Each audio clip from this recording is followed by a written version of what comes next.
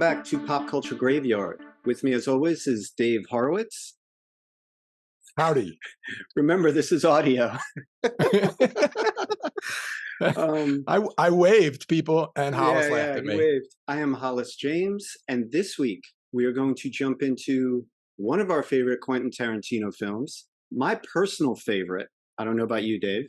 My favorite of all Quentin Tarantino films. So it's unanimous. Once Upon a Time in Hollywood, a 2019 film that follows Rick Dalton, an actor whose career is on the decline, and Cliff Booth, his best friend and stunt double, and Guy Friday, as they negotiate the changing climate in Los Angeles in 1969, both professionally and culturally. We both said it's our favorite Quentin Tarantino film. Up until this film came out, did you have a favorite Quentin film, or were you a Quentin fan at all? Here's the thing. Quentin Tarantino is a weird filmmaker for me because I think he's great. I love his dialogue. Mm-hmm. I love a lot of his shots. I can't rewatch his movies because I find them upsetting and disturbing. I don't want to watch a guy cut a guy's ear off more than I have to. So this was a real treat for me. The departure from the violence was fantastic. And then just tucking it all into one spot. Right. Where I could absolutely enjoy it. I was going to say, when you get to the violence, though, he did not, it's like he'd been saving it up all film. It's he perfect. Did not shrink from it. Yeah, I feel kind of the same way. It's funny to say it, but like, I really enjoy watching his films occasionally. And the violence in Kill Bill, I like better than the violence in any other film of his, probably. Because there's an art to it. And it's the violence of people who studied for decades with great discipline to become deadly in that art. Whereas, someone pulling out a gun or tying someone up and taking out a knife, there's an evilness to that kind of keeps me at arm's length. Yeah, it's really personal too. And it's really, it's cringy. I don't mean cringy in the modern sense. I mean, cringy in the original sense of, it's creepy. It can creep you out. Yeah, it does creep you out. I agree. The violence in Kill Bill is definitely more palatable. But I never really answered your question. I think Pulp Fiction. I love meeting those guys, and I thought the character development was great. He's great at so many things. He is. Unlike a lot of other filmmakers, he does not slow down as the film goes on. Quentin Tarantino, it's like the old adage, if there's a gun over the mantle in Acts 1 and 2, it's got to be fired by Act 3. He fires the gun every single movie. There's nothing left. And what's great about Once Upon a Time in Hollywood is there are innumerable threads. There are a million roads and side roads that he paves in the opening. And every single string gets tied up. Every single nook and cranny gets filled. Yeah. There's a period at the end of every sentence. And I marvel because it's a big, sprawling epic. And you could watch it and only be in love with Margot Robbie's portrayal of Sharon Tate and have a lovely experience. You could only want to see the Manson stuff. And no matter what you're watching for, you walk away satisfied. It's kind of a real directing feat. It is. I as a movie, because now I watch films and movies with this discussion in mind, which is sorry. No, and you should be sorry because it has somewhat damaged the enjoyment of watching movies. It's also damaged my enjoyment of talking to you. I used to bring up an interesting topic used to get me, tell me more. Now it gets me, save it. Yeah, save it for the podcast. Yeah. So in the beginning, I was like, when I'm talking to Hollis later or tomorrow or in the next day, I'm not going to call this a masterpiece. I'm not going to call this a masterpiece.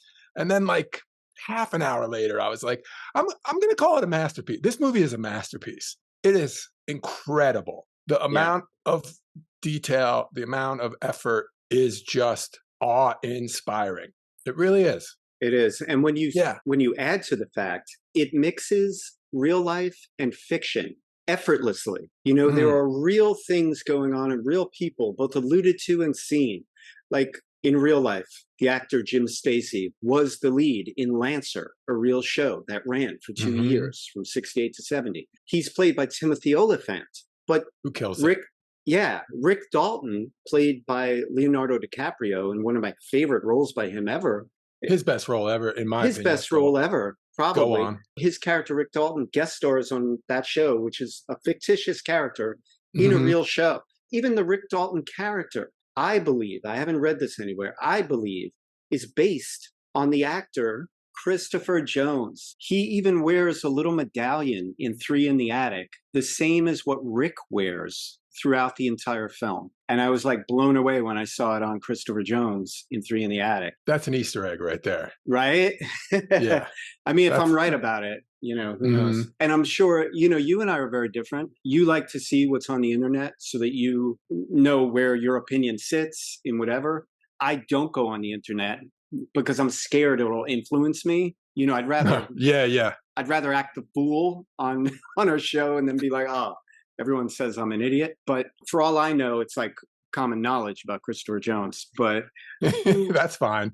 That actor was great and young, and he was out of the business by the 70s. But there are references to Three in the Attic in the film, and there's a reference to commercial. You can see the commercial. Yeah. And there's all sorts of mixing of real and imaginary, not even getting up to the Tate murders themselves, which don't happen in this. Mixing doesn't even cover it. He entangles them. I was going to say this movie is meta, but that doesn't cover it. It's quantum. This movie is so tangled up. It's quasi-meta. It reminds me, it's like Inglourious Bastards.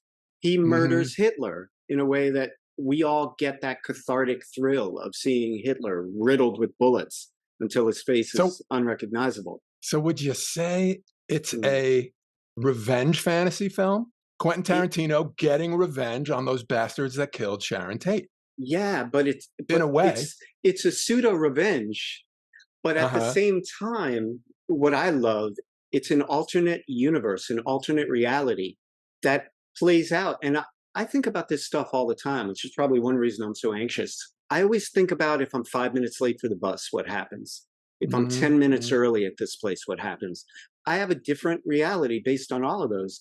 The film, at its heart, asks an eternal question. What if the Manson family went to a different house? Yeah. What if they came to your house? How would that play out? It's a terrible way to look at life. It's a terrible way to look at life. I forget where, somewhere there is a saying like, as if it could have happened differently. It couldn't. They were destined to do that. Yes.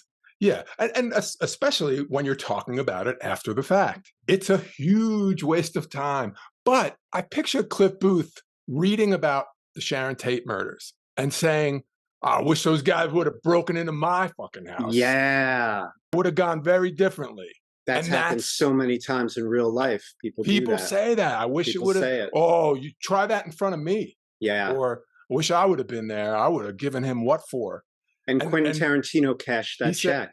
He cashed it. It's fantastic. It's a great idea. And once again, I don't like to be miserable when I watch. People are like, oh, it's gotta be sad. It's gotta be hard. Yeah. Otherwise you don't have a movie. And I'm like, I disagree. I think there are ways. Also, we know what happened. Yeah. That story already exists. It existed in real life, and you can read about the real life stuff. You can read Helter Skelter that Bugliosi wrote, or see the TV movie from it. He's giving you something else. He's what-ifing. Largely because we don't need another telling we don't of the need actual. Another. Yeah. And why do we want to see that? It's sad. It's unrelentingly sad, whether you see it for the first time or the fifth time. But also, how many times have, you've seen something and you've been so intrigued, like Harrison Ford was not the first choice to play blank. And then you picture what that person would have been like in something, Sylvester Stallone, there's that great story where he's like, I got sent 2 scripts. One was for Romancing the Stone and one was for Rhinestone. I picked the wrong one. Like, you love those stories of what if this actor in this role. That's all Quentin Tarantino is doing. And he's doing it like a fucking master. You and I do that thing where we get ourselves on a what if topic. And then we say, oh, it's too bad someone can't make that whole movie. And we've started, even in more recent years, we started saying, see, this is what AI should do. AI should make that movie. Anything that people discussing movies could come up with, someone should task AI to be like, hey, I want to see Romancing the Stone with Stallone. Romancing Stallone. Romancing Stallone. You know what? That's a genius idea, and I can't believe someone doesn't do it. Like, maybe that's the future. And listen, it is the future. There's a writer's strike. SAG-AFTRA is with them. Make that part of it in the next bargaining agreement or the next one. Where like name and likeness. What is it called? Deep fake, where they one of the add the faces. That's one of them. Mm-hmm. And you just kind of snap your favorite actor's face and body onto another film that you love. You know, is that so far removed from a celebrity wishing you a happy birthday on one of these pay sites? Yeah, we're there. We are there. We are there. Yeah. I was a little surprised to see that this film bills itself as a comedy/drama. And it delivers both of them in fits and starts. Certainly. But I really see it at its heart and on the screen as a Western. It's an epic. It's a modern day Western set in 69. And there are little allusions to it all along the way. From the title itself, Once Upon a Time in Hollywood, that recalls Once Upon a Time in the West, the great Sergio Leone film, which isn't a Corbucci film, which would have made Tarantino even happier. Yeah. But Rick Dalton is this cowboy actor, and he wears his cowboy boots. When we first see him, there's a shot of the feet. And what is Cliff Booth wearing? Moccasins, like a Native American guide for his Kimosabi. Absolutely, yeah. And there's little things throughout, like when Rick is telling Cliff he can't afford him anymore in Spain, and he says to him, "We're at the end of the line, old buddy." Like whatever. It's like a line from a Western. I actually wrote in my note, we got to start thinking beyond our guns from the Wild Bunch. Yeah, and that's the whole theme of the movie, is this antiquated cowboy character.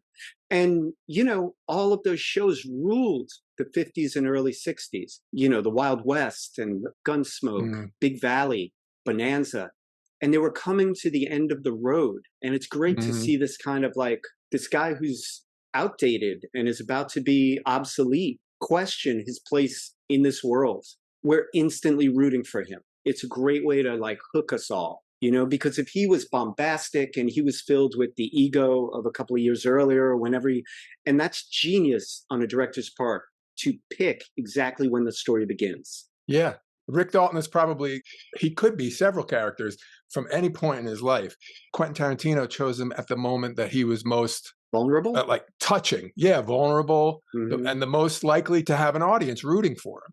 Yeah. I think it's nice that someone can make a movie where it's like, this actor, the acting he's doing isn't the kind of acting that's going to be done anymore. The movies he's in aren't the kind of movies that are going to be done anymore. He's drinking. Things aren't going well for him. It's like, oh, and he's a horrible, horrible asshole. Actually, no. It beats him down, and he's having a hard time. He's sweet, humble, and damaged. Yeah, yeah. And still, every time they put him in front of someone who maybe accidentally talks down to him, you're the perfect guy to be next to our lead.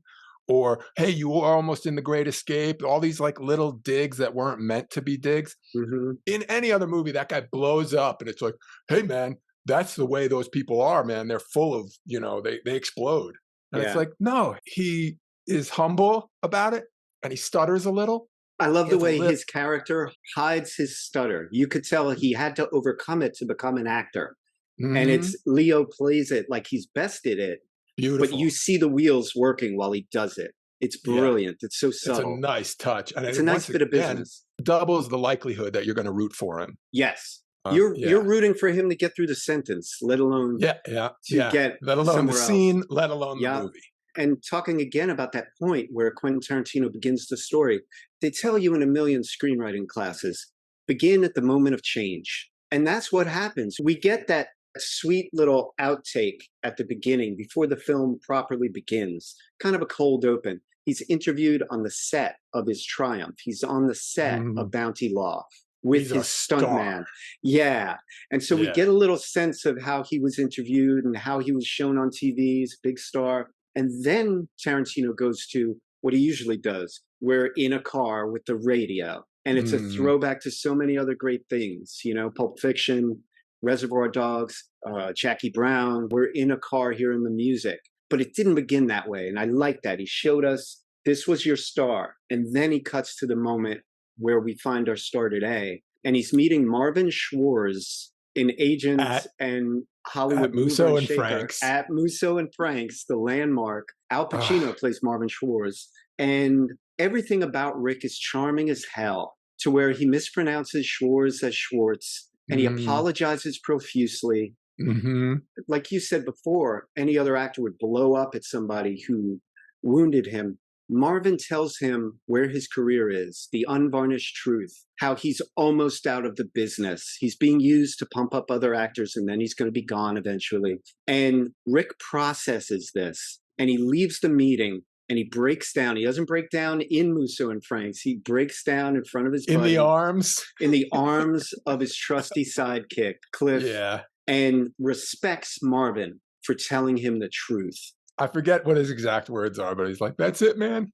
The end of an era. Yeah. Again, the end. It's all about the end of things. It's just, and the amazing thing is when you think about how he plays fast and loose with history, the Sharon Tate murders, the murder of her and Jay Sebring and the others is often cited as one of the ends of the 60s. You know, this ended the 60s. And when you take the murders off the table, then I guess the concert at Altamont runs unopposed as the end of the 60s. You know, there's so many ends of the 60s, but this was seen as a real dark, such a benchmark of, you know, peace and love. And then this happened after. But in reality, the whole 60s were dangerous as hell. Yeah. Again, Tarantino beautifully not making a documentary and just taking accuracy off the table for all the right reasons and in all the right places. I was just going to say, but also he nails the accuracy of time and place. So the backdrop is perfect, which makes you question the fiction and be like, did this happen? I use and reuse over and over again the line from Blade Runner, more human than human. This Not is Rob more Zombie, but Blade Runner. The first time it was uttered by Tyrell. The accuracy is condensed. You can't show everybody all the 60s.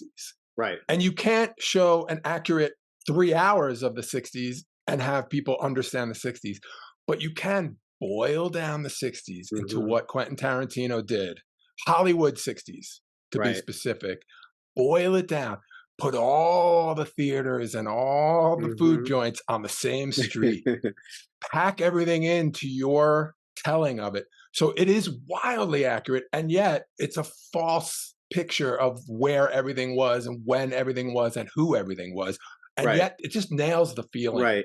It nails the time. Also, he sets you up for the ending of the Cielo Drive murders. He sets you up for them being different than you remember, because there are other things that didn't happen that he's rewriting. For example, it's a small fact, but one I'll throw out there. There's a party at the Playboy Mansion in LA in 1969. Hugh Hefner did not buy that mansion until 1971. But Sharon Tate and Roman Polanski drive there, and we see Steve McQueen and Mama Cass and Michelle Phillips, and everyone's partying at the mansion, and you buy it, and it doesn't matter, because he's telling you, like, yeah, these dates don't matter. I control this world.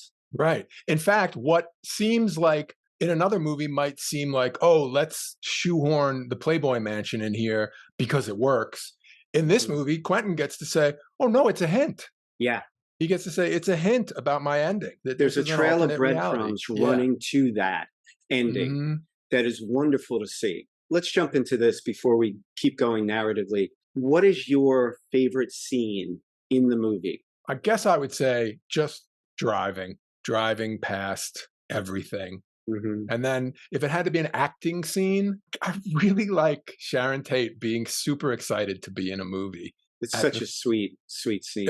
Again, Rick Dalton has been through all this, and he's not an asshole. Sharon Tate has become all this, and she's not a bitch. Yeah. Like, it's very positive. And it's adorable to watch Sharon Tate be like, I'm in this movie, and look at her poster and be excited about it, like all of us would if we were in a movie. She can't get over the fact that she's up on that screen. And then to have her watching it with a crowd laughing at her jokes and applauding her victories. And like, proud because she remembers training with Bruce Lee for the fight scene. And so we then see that she had to work at that. And then everyone applauds that scene, and she's like, she's proud that she worked so hard to do that and that people were appreciative. It's so charming. I think it's time we use the phrase love letter. Yeah, I've been waiting for it. This movie is a love letter to Hollywood. And to Hollywood, and also to Sharon Tate. To Sharon Tate, yeah. To Hollywood, to filmmaking, to Sharon Tate, to actors, to directors, to stuntmen. Love letter has never been more the right word. Yeah. Quentin Tarantino is fawning over these people, but not in a way that makes me like, ew. It's wonderful. Yeah. Yeah. And I think it's especially sweet that Sharon Tate gets this loving portrayal. And if Margot Robbie couldn't do the role, I don't know who you would get. I think she's the only one that you could have put in there, both just for audience recognition and audience like already transferring onto her and being like, oh yeah, she's a very gifted actress who could be a model. That's a short list. And in that list, who's going to nail it? You know? Yeah. So also Australian. Yeah, which I figured out after the fact, as I always do. I'm like, wow, that person's a terrific actor. I bet they have an accent.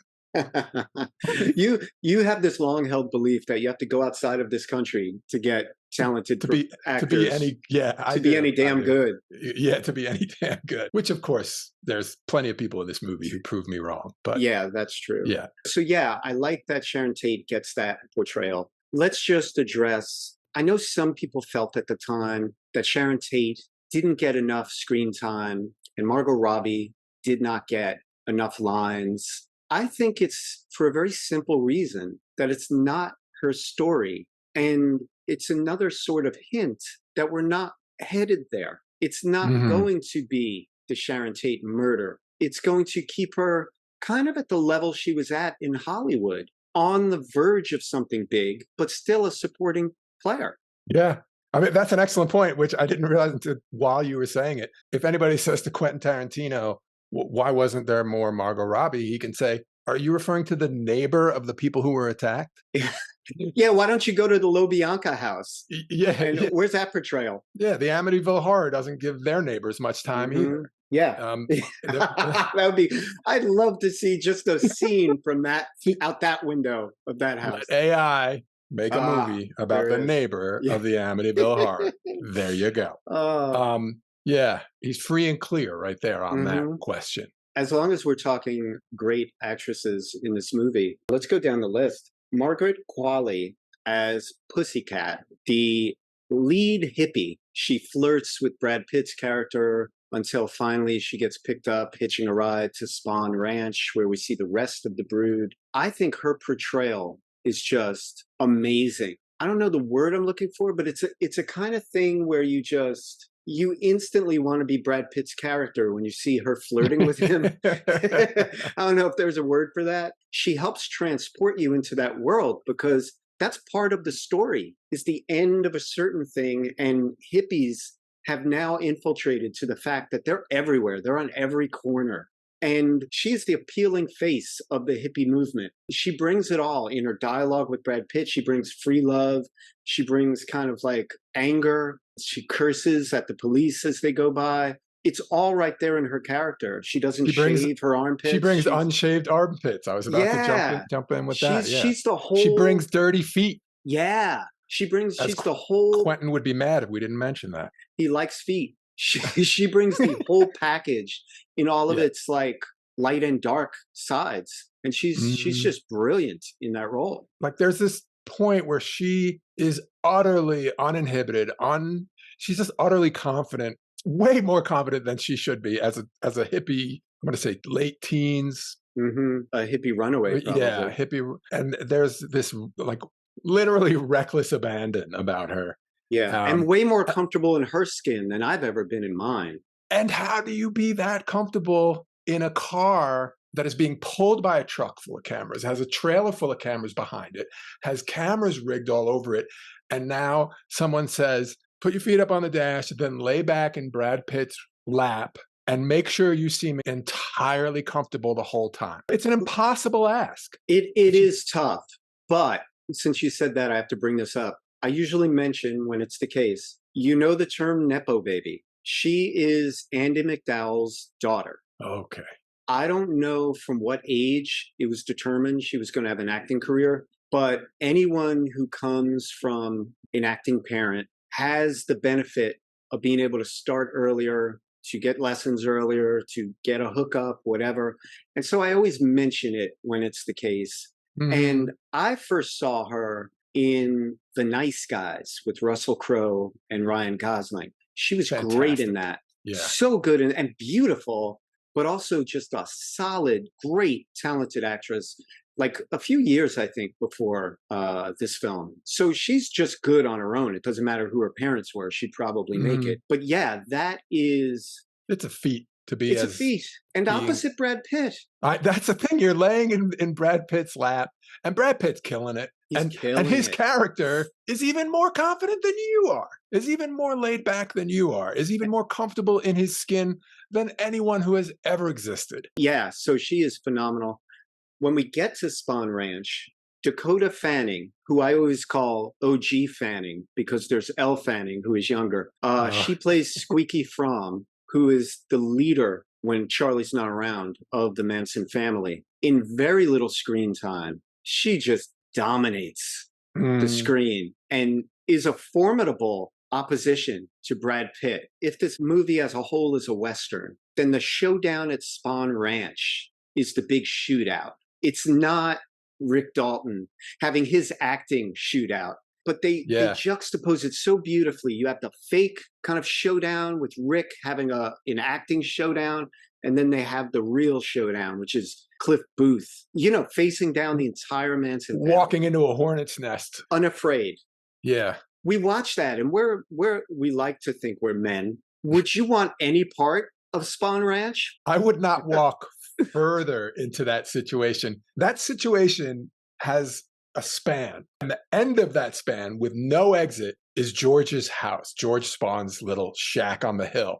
Yeah. Brad Pitt walks further and further and further into danger that whole section of the film until he is in the back room of the house, of the back of the lot. He is more trapped. He's in a more dangerous place, and he has put himself there than he could ever be. And he's like, I got to. Yeah. Apparently, hippies have infiltrated George's ranch, and I must see why. Just to make sure George is okay. Yeah. And I often wonder, because this is a movie of alternate realities. Let's say he goes back there and George is a corpse and he'd been dead for 10 days or 3 weeks or a year. What does Cliff do? Because he's not the type to quietly get in his car, go call 911 and report the hippies. Yeah. Does he walk out of there with 40 scalps? He very well might. He might. He goes to his car, opens the trunk, and gets out a case of dog food. Yeah. Cliff Booth is the scariest person in that movie. He is the most dangerous person. He's the most dangerous. Yeah. And Quentin Tarantino hammers that point home over and over and over again. So let's just bring up, while we're on that, the fight scene with Bruce Lee. You've heard possibly the controversy around it when it came out. I understand it too. Bruce Lee is not here to defend himself. He's portrayed as someone who goes toe-to-toe with Cliff and gets, it looks like, the lesser end of it. And portrays him as a prima donna even before the fight happens. Absolutely. That I object to, and that's unfair. You don't dare put words in Bruce Lee's mouth, making him look like a dick. It was an uncomfortable scene, but I kind of made it okay in my head with, that scene starts with Cliff Booth on the roof of Rick's house fixing his antenna. And he sort of looks up and thinks about Rick just told him, you know what, I'm not going to be able to get you that gig because that's the same guy who you were on his set when you beat up Bruce Lee. When we were watching that scene, we're not watching history. We're watching Cliff Booth remember this incident he had with Bruce Lee. Exactly. And Cliff Booth, his confidence doesn't come entirely from reality. His confidence may be partly rooted in how he sees himself. And he could get into it with Bruce Lee and come out thinking, I think I came out on top, and be wrong or possibly, but that's not portrayed as fact. Nothing is fact because it's an alternate reality and because it's a film by Quentin Tarantino. But in this case, it is specifically a man's remembrance. Yep. It is Cliff's remembrance of an incident. That is the get out of jail free card. that no one was talking about, and that's exactly how I feel. It's one man's remembrance, and it's a man who was a war hero, apparently, who remembers things exactly the way they serve him to remember. And if you want a hint or a breadcrumb for that, the dent in the car is outrageous. It's outrageous. No human being could put a dent in a car like that. Let alone a guy who weighed 135 pounds or whatever, Bruce Lee, albeit muscle. Right. But also there's one more thing about that scene. Quentin Tarantino did that scene, in my estimation, not to pull Bruce Lee down, but to raise Brad Pitt's character up. Cliff Booth has to be made into a superhero so that we buy it when he faces down the Manson family while high on LSD. Yeah, high don't cover it. He's not only killed people before, he's had military training. And we see through Bruce Lee hand-to-hand military training, even if it wasn't exactly what happened. Another thing that reminds us that he remembers things as he wants to remember them is the scene on the boat with his wife, played by Rebecca Gayheart. She is unrelentingly shrewish in his remembrance of her. Of course, yeah. I'd wager she probably wasn't a shrew in real life. Yeah. But let's say she was. That's very telling. Does that mean that she deserved to die because of her attitude? Right. Is that what he's telling us? Does that mean she was meant to go overboard with a spear gun? Yeah. And if that was the story, and we're meant to fill in the blanks on that, it's hard to believe that a grizzled war veteran stuntman who was drinking beer on his boat kind of had an accident with a spear gun. Yeah. But like, I saw that in the theater when I was still living in Los Angeles when it came out. Did you see it in the theater? I did see it in the theater, yes. Did people laugh during that scene when you saw it? I don't remember. Because people laughed during that scene, and that I found disturbing. That bothered me. That's not fully getting it. It could also be a little bit of nervous laughter. I mean, it might be a little bit of that. That's true. That's true. It could have been that, but I don't think it was all that. Because the laughter coincided with the boat is rocking, the gun is pointed at her, there's the loud audio crash of the waves coming in, and we immediately cut back to him. So I think it was cut for laughs, even. So we don't know, but we're meant to fear that character. When you look at it as he's the scariest character in the movie, you can't wait to see the showdown between him and the man. You hope they ring that doorbell. You hope that happens. I would add to your list of credentials, and this is a weird ad, and it's a sports reference, which you'll almost never get from me. Yeah.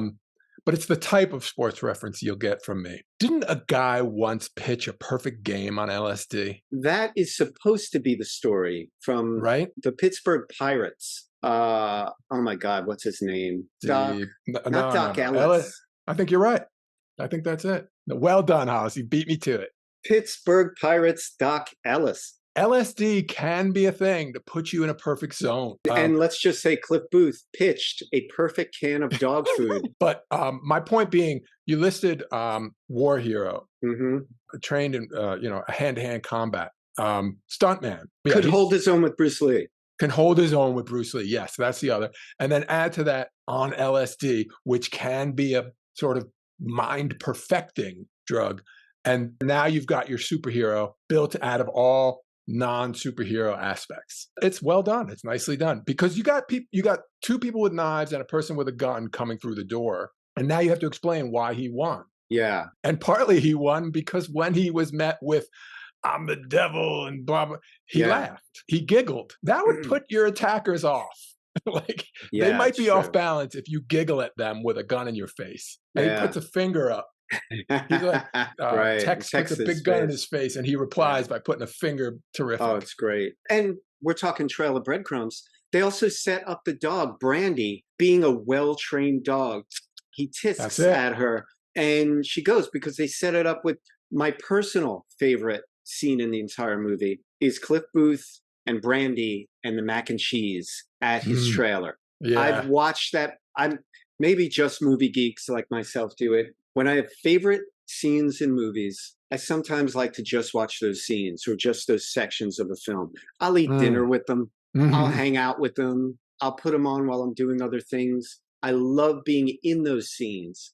There's so much information in that scene. And everything lying out. You know, he's got comic books, which is what he reads. He's got the poster of that starlet behind his television. Anne Francis. Is that who that is? I don't even know. Yep. I just see a starlet. He watches Mannix, which is this great show, Private Eye show. It was written by the guys who did Columbo before they did Columbo, Levinson and Link. He's got TV Guide. He's got like either a toy cap pistol or a real Colt 45. We don't know which. He's got just everything. Puts out his cigarette butt in last night's dinner pot while he's stirring tonight's dinner pot. Yeah.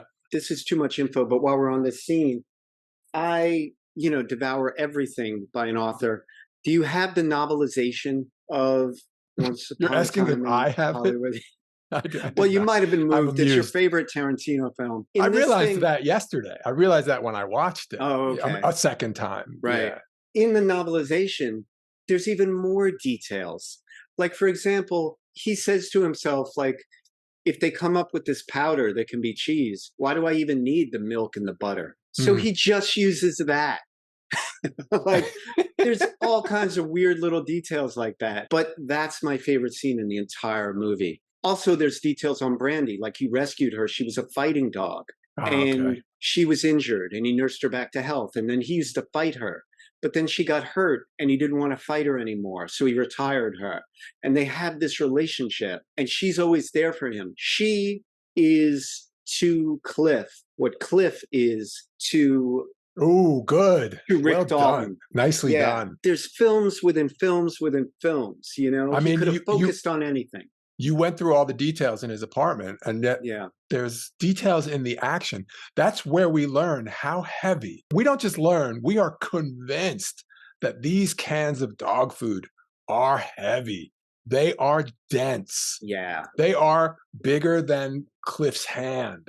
We get a real sense of the weapon. That's even your the gun flavors on the mantelpiece. Yeah, it is. The can of dog food on the mantelpiece.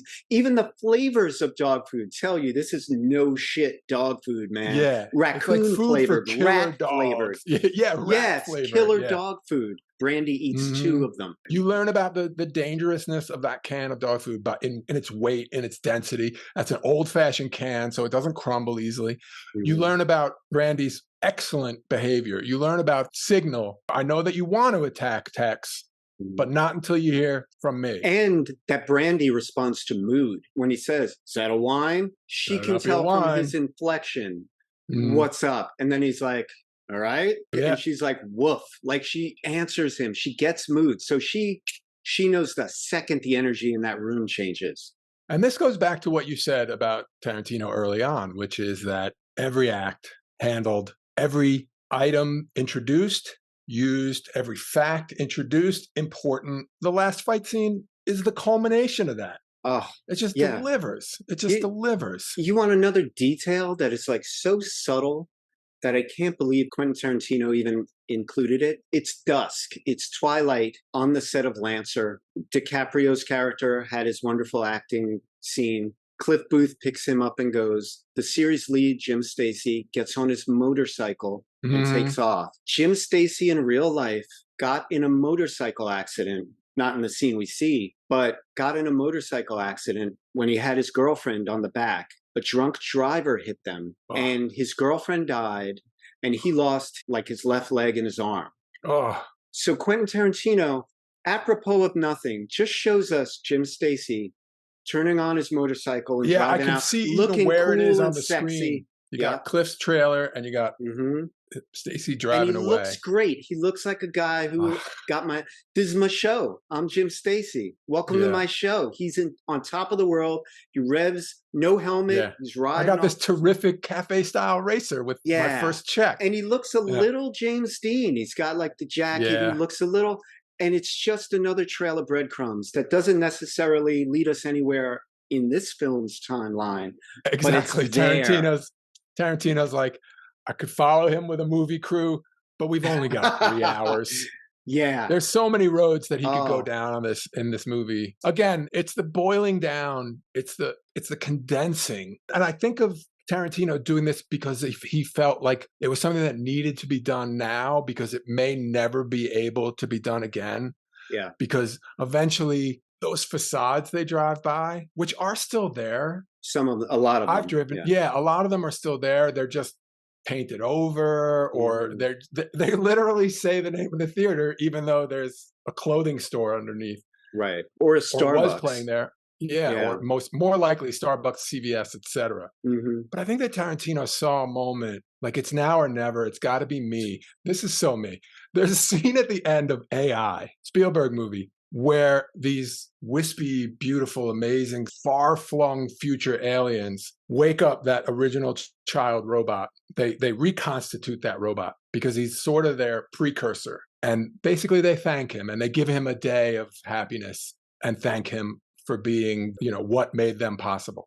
Tarantino was like, if I don't make this homage to Hollywood now, it'll never be able to be made the way it should be. I've heard from people that Tarantino is working on his last film. This would have been the perfect last film because over and over again, Pacino mentioning the millimeter of the films, it's such a 35 millimeter prints of Tanner. Yeah. And the 14 fists of McCluskey. Yeah. Yeah. Mentioning the millimeters of the cut, it's such straightforward. Thank you, thank you, thank you, over and over again. Yeah, you said it yourself. It had to be Quentin Tarantino. And I think it's brilliant that he even recognized that. That's awareness. That's super aware. Yeah. And also, he had always said he wanted to stop at like 12 films or whatever it was. We're very lucky that he wasn't counting Kill Bill as two separate films. He counts them as one. But in the future, would anybody use the same people he used? Would anybody be able to get Brad Pitt, who at the time was seriously thinking about retiring from the screen? This actually gave him more new legs, and he did a few more things. But he's the only one that could have nailed this film because in addition to the novelization, I also have Quentin Tarantino's cinema speculation, in which he talks about other directors. And for someone like me, a movie geek like me, it's a treasure trove. But it proves one thing. He knows everything about what he loves. And what he loves is film. Even in a tiny role, Clu Gulager as the bookstore owner. He was in Return of the Living Dead. He was the guy that ran the mortuary. We name-checked it in the Barney Miller episode because Don Calfa is in there with him. Yes. But anyway, he's a guy, he was in Last Picture Show. He was in a bunch of old great movies. But it's like to fill every detail with something authentic. It's great because if you just want to sit back and watch the film and have nothing else going on, it works. And if you want to slow it down and watch it 100 times and pause the DVD player and take it millimeter by millimeter, like some people do for The Shining, it lends itself to that too. As two people who pick apart films and television, I hope we enjoyed this. Yeah. Because we're not going to be given a lot more like it. It's funny because there's all these cliches that I hate. I hate love letter. I hate treasure trove. I hate masterpiece. Yeah. It's every one of those things. One of the ways I was thinking about how could I get it across? I'm thinking one of the ways I could get it across would be to say that picture Hollywood movies and how many of them there were, especially back then when they were churning them out. And at the end of those movies, credits roll, and there's actors, and there's gaffers, and there's lighters, and there's directors of photography, and there's costume designers, and there's literally, even back then, hundreds. And then as we get further along, thousands. Take all those people and remember that many of them are still alive and could watch Once Upon a Time in Hollywood. And tell me how many of those people wept watching Once Upon a Time or were touched. I feel like every one of those little blurry names that I never read was really serviced right there by Quentin Tarantino in a way they may never be again. This was the last chance to really drive it home. Hollywood was amazing. Hollywood films were amazing, and it's going to be gone. Yeah. It's true. And a lovely moment I love for the Rick Dalton character is him on the set sitting next to Trudy Frazier, who is built loosely on Jodie Foster. Oh, okay. Who was a wonderkind actress of the time. And really took herself very seriously as an actor. And I think pulled children actors forward. She was amazing in everything she did. I loved her. But the little girl who plays her is amazing. Julia Butters, I think is her name. She is phenomenal and keeps Rick Dalton on his toes and really puts him through his paces. And he knows he's got to move his game up a notch. And he's put on blast as an actor. Listen, I'm going to blow you out of the water on screen. I'm going to blow you away. You better be ready. Camera. You better be ready. And she helps him. He didn't even know what his character's name was. He didn't know it was Dekatu. He thought it was Dakota. I love that she elevated his game. And we talked about the vulnerability of Rick earlier. How sweet is it? And how much do you want to give him a hug when he talks about himself in the guise of the character he's reading, where he's not the best anymore. He's got to try harder. He can't do what he used to do. He's more useless every day. And it gets to him. And she just makes him feel better and doesn't get what he's talking about. What a great scene. What a sweet scene. It's enough to re-energize Rick. Yeah. And I love that he gets to then pull all that into after his freak out and mental breakdown in the trailer. And you see how unkind he is to himself in the mirror there. And you see he gets to win. He walks onto the set and he just blows everybody out of the water. Yeah. And then she gives him the final, she leans in and whispers in his ear. That was the best acting I've seen in my whole life, which is beautifully tongue-in-cheek because her whole life, as far as Rick Dalton is concerned, is very short. And only able to appreciate acting for the last 3 or 4 of those years. It's so true. But it's charming. Wonderful. It's amazing. Most movies would say, oh yeah, and then he rediscovers his talent and his stardom and he's suddenly confident and cocky again. No. The next thing he does is go, are you okay? I pushed you there. And I have arm he is immediately sweet again. Sweet. That's not a coincidence. It's important that this didn't he did just destroy the room with his acting. What's also great about the way they built the Rick Dalton character, Quentin Tarantino built this character who thinks he deserves more for himself, but he can't articulate it. And then he's talking with Marvin Schwartz. And he's like, this is going to be it. This will be the meeting that puts me over the top. And where does Marvin want to send him? Not to an A-list Hollywood guy, out to Italy to rebuild his spaghetti career. westerns that currently have no respect. No respect. Has to open up out of town like a Broadway show. And then he can come back and hopefully be at a little better place. Not only Marvin wants to help him, but we see that the director believes in him. And the director on Lancer is the one that cast him. And he lets him know it. Because they worked together in a previous show that is in the novelization.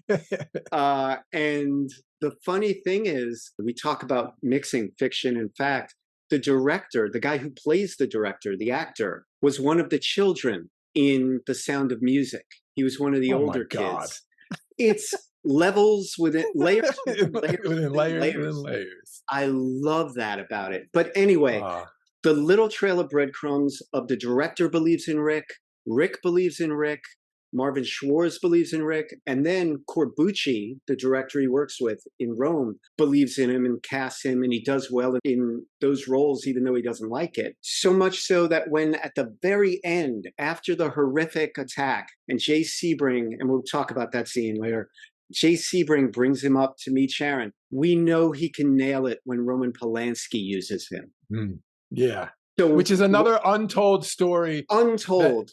It's a crane shot in a driveway. And it's again, I'm not allowed to give you a 6-hour movie. Otherwise, you'd love it. Yeah. It's a quick scene. And during the crane shot, when they pull back, we hear music that is not verbatim, but is supposed to be evocative of the Rosemary's Baby theme. Oh, okay. The greatest triumph of Polanski up until Chinatown. And so we are left with he's entering that world. He didn't just enter the gates of Polanski and Tate's Cielo Drive house. He entered the gates the world of another level of acting and elitism in Hollywood. It's also implied that he was welcome all along. And he was, not only was he welcome, he was revered. They were saying, Rick Dalton's outside. Yeah. How great is that? Perhaps they pulled in and said, can you believe I live next to Rick Dalton? We're one pool party away from meeting Rick Dalton. It's so terrific. Rick hears the excitement in Sharon's voice on the intercom. Oh, Rick Dalton? It's like, well, yes. And she asks how he is, and he's so touched. It's sweet. It's terrific. And you talk about the can of dog food over the mantelpiece getting fired. The can of dog food over the mantelpiece, which, by the way, is the new name of this episode. It's the new name. The final callback I'm going to make to earlier in the film for the final scene. We open on set of Bounty Law with Cliff Booth, and they're trying to explain to the TV announcer and also the folks at home what the relationship is between them. And what is it that Cliff Booth does? He carries his load. Yeah. And what does he do? What does Cliff Booth do? He protects not only Cliff's family, but his house, his career. He makes it possible. He jumps on a grenade of sorts so that Rick can jump to the next level in Hollywood. He gets the victory. And what does Cliff get? He gets a ride in an ambulance to the hospital. If that doesn't sum up a Hollywood story, what does? And, if you were wondering if Cliff really is as decent a guy as you think he might be, his final bit is, visit me tomorrow in the hospital. Go bring bagels. Go be with your beautiful wife. Yeah. Visit me tomorrow and bring bagels.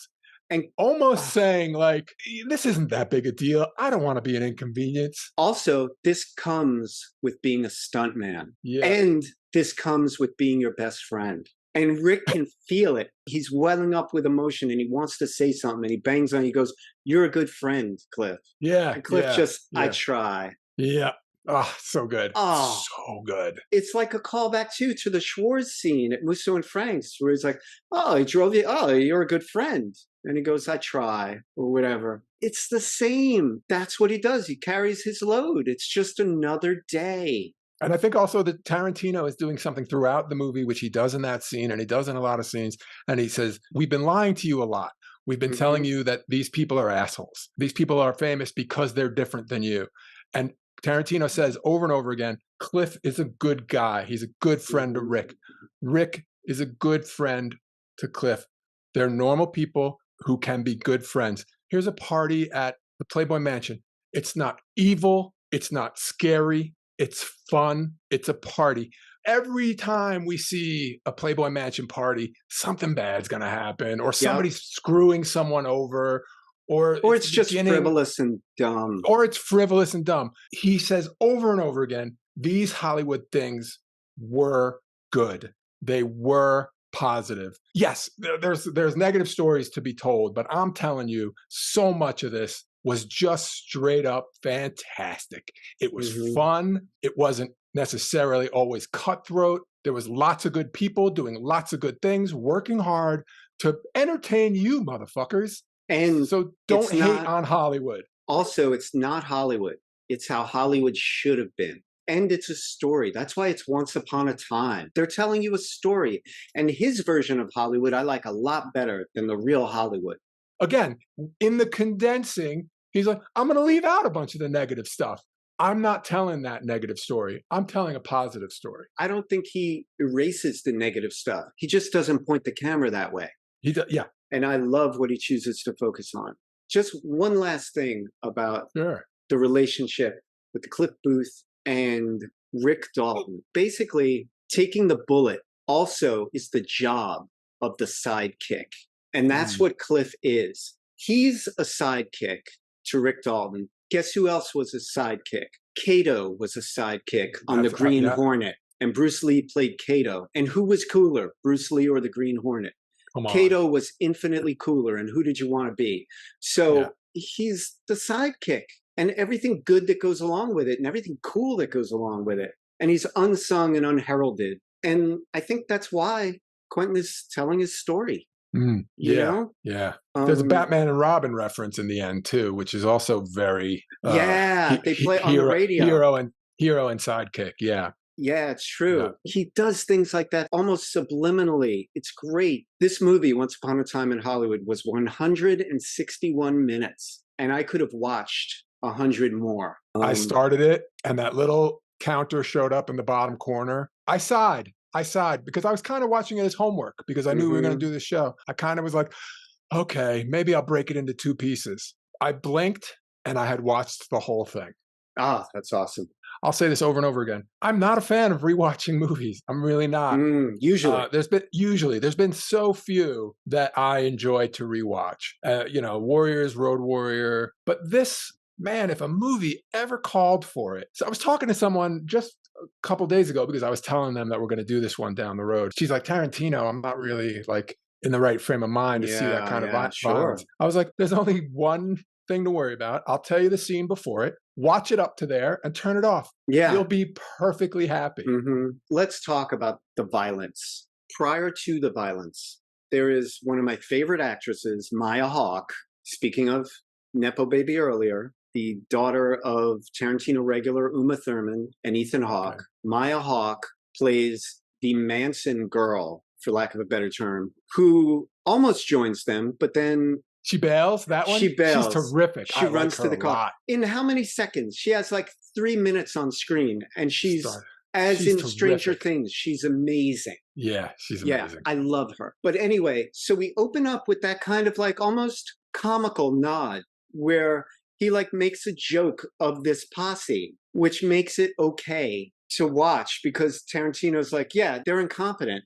Just stick around. Yeah. The one last thing I'll say before we get to the actual violence, Rick Dalton's character utters one of my favorite lines in the whole fucking movie. When he's screaming at them? He comes out and he goes, a pitcher of margaritas drunk off his ass. As not Kurt a pitcher. Russell says. Not a pitcher. A blender. Glass blender. Yeah, glass blender. Yeah. And he's bitching about this and that. And he goes, property taxes up the butt. He's talking, all the money he has to pay on property taxes every year for this private street house. And hippies. How the fuck did these hippies get up here? And they idle their car in my truck. But just all the things he mentions, property tax.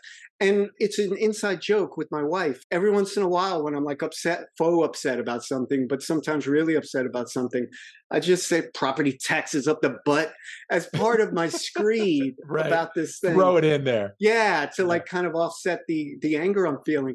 But I love that moment. It's comical before the actual violence. It doesn't offset it. It is a hard watch. And full disclosure, 9 out of 10 times when I watch the film, I speed through that scene. That's fine. All those details and considerations we talked about all this time, none of those are in that scene. That scene is literally about faces caving in. Yes. And skin burning. Those scenes have very little to do with detail. There's some attention to detail, don't get me wrong, but there's nothing wrong with skipping them once you're fully aware of what they are. Yeah. And it's scorched earth. He doesn't pull any punches. It's practical effects and it goes for the jugular. One of the directors that Quentin Tarantino reveres is Sam Peckinpah, who did almost ballets of violence in his films, like The Wild Bunch and The Getaway and Straw Dogs. He's got not a violent nature. I don't know him, the man personally, but he's not. Well, he's got a knack. He's got a knack for portraying it. Yeah. Yeah. It's easy to see that he's a fan of that school of violence because he doesn't pull any punches. He wants you to know that they're getting their just desserts from what happened in reality. I just realized something in talking about this extremely violent ending and concentrating on violence for a second. I just realized why I enjoyed this second viewing so much more than my first. And I really enjoyed the first. But the reason the second viewing really let my love of this movie blossom was I watched the first time waiting for the Tarantino violence. I thought, oh, look at the way they're showing the driving. Someone's going through the windshield. Oh, look at the way this guy is standing. He's going to pull out a gun and blow his brains out. I kept waiting for Tarantino's gratuitous violence. Quentin Tarantino sowed the seeds in your mind with every film he's ever done up till then. You feared the unstruck blow. Yeah, and I was on edge. So the second viewing, I was so relaxed knowing that until the door gets kicked in, everything's fine. Everything is wonderful. And then I just got to make it through that. And because I was watching this for the show, and because it's been a long time, I watched it in the theater once. I watched it all the way through. And it is, when I say faces caving in, I mean faces caving in and screaming, real like blood curdling screaming that does not stop. It's easier to watch with the sound off, for sure. I bet, which says a lot about the sound. Yeah. Being honest, I've watched that scene maybe 5 or 6 times. I've seen the movie much more than that, but I speed through that scene when I can. It has a way of overshadowing what happens on either side of it. And I don't want it to obscure the final scene, which is so sweet and seems sweeter by comparison. But also, even when I speed through that scene, I almost feel then like I'm coming at it from Jay Sebring's point of view. He doesn't know what happens. He only knows what he's told by Rick. So your friend could have, I think it's all self-contained. The second that there's a knock at the door, you could have your friend hit the forward button. And I think she just gets the sweet scene at the end. We'll have AI do this for us. We'll do a wide shot of the whole house, muffled audio of what's going on in the house. You'll see the back of the house glow from Flamethrower when that stuff's going on. And all you see is like lamps getting knocked over, maybe some shadows in the windows. You could have Brad Pitt stumble out and fall onto the front mat with a knife in his hip and know that it's over and know that Brad Pitt won and everybody inside is dead and Francesca's okay. Something. But this is not to say that the violence is a flaw. It's not a flaw in the movie. It's a Tarantino movie. He was going to do it somewhere. Can I just say one thing that just struck me now as funny? This is Rick Dalton's newlywed wife, Francesca's. That's already funny. This is Francesca's her first night in their house. Entrance to not just their house, but America. Yeah. Welcome to America, honey. You have to sleep with a pit bull every night in America. It's hilarious. Yeah. How nuts is that? Yeah, that's terrific. But it's kind of funny as well. And you said early on, like, I'm surprised it was released. What did they call it? A comedy drama? Or I forget what you said. Yeah, comedy drama. The laughs aren't simple. But there are laughs. Also, it's somewhat, like we were saying earlier, it's somewhat a throwback to the kind of movies Hollywood made back then. You got some comedy, you got some action, you got some thriller, some drama. As we said at the Warriors thing, people used to pack more in to Hollywood in the old days. It's the Judas Priest effect all over again. Why don't we leave it on the Judas Priest effect? All right. Hollis, you're a good friend. I try. And you're a good friend too, which is the way it should have been. That's fine.